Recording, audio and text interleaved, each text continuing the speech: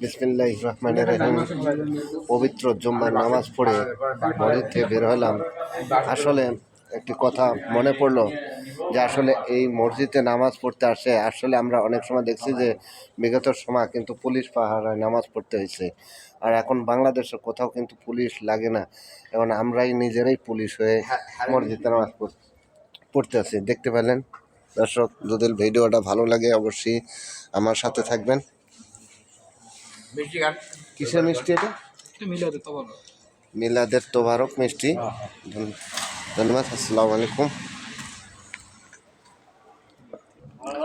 দর্শক, আসলে এই জুম্মার নামাজ এমন সময় গেছে যে আসলে নামাজ পড়তে এই মুসলিমেরা ভালো মতন নামাজ পড়তে পারে নাই।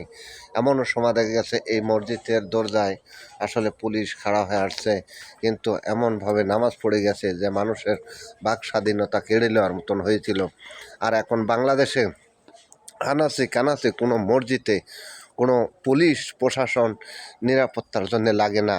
আর আগে সরকার, বিগত সরকারের সময় লাগতো। দর্শক, ভিডিওটা যদি ভালো লাগে অবশ্যই লাইক শেয়ার করবেন। আর পবিত্র জুম্মা আজকে নামাজ পড়ে বেরায় আপনাদেরকে এই ভিডিওটা দেখাতে পেরে আমি ধন্য মনে করছি। আসসালামু আলাইকুম।